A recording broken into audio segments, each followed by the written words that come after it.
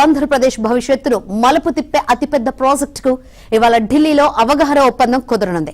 విశాఖపట్నంలో 88,628 కోట్ల రూపాయలతో Google 1 gigawatt hyper scale data centre ను ఏర్పాటుకు గూగుల్ అనుబంధ సంస్థ రైడన్ తో ఎంఓయూ కుదరనుంది.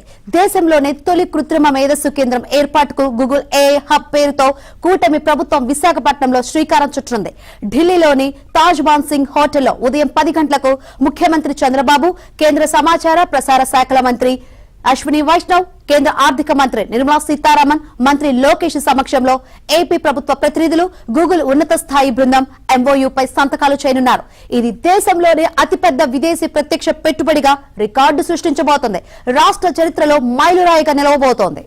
ఏపీని ఏఐ ఆధారిత ఆవిష్కరణలు, డిజిటల్ ట్రాన్స్ఫర్మేషన్ లో దేశంలోనే అగ్రగామిగా నిలపడమే ఈ ఒప్పంద ప్రధాన లక్ష్యం. మంత్రి లోకేష్ గతేడాది అక్టోబర్ 31వ తేదీన అమెరికా పర్యటన సందర్భంగా శాన్ ఫ్రాన్సిస్కోలో Google cloud CEO Thomas Kurian తో జరిపిన చర్చల్లో ఈ ప్రాజెక్టు ప్రతిపాదించారు.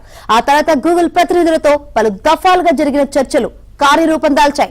దీని ద్వారా దేశంలో కృత్రిమ మేధస్సు ఆధారిత అభివృద్ధిలో ఏపీ కీలక నాయకత్వం వహించబోతోంది. ఈ ప్రాజెక్టు ద్వారా గూగుల్ రాబోయే 5 ఏళ్లలో సుమారు 88,628 కోట్ల పెట్టుబడి పెట్టనుంది. ఇది ఏషియాలోనే గూగుల్ చేపట్టే అతిపెద్ద ప్రాజెక్టులో ఒకటిగా నిలవనుంది. ఈ పెట్టుబడి ద్వారా వేల సంఖ్యలో ప్రత్యక్ష, పరోక్ష ఉపాధి అవకాశాలు లభిస్తాయి. యువత కోసం ఏఐ నైపుణ్య అభివృద్ధి కార్యక్రమాలు అమలు చేస్తారు. ఈ ఏఐ హబ్ ద్వారా విశాఖకు మరిన్ని గ్లోబల్ పెట్టుబడులను ఆకర్షించే అవకాశం ఉంది.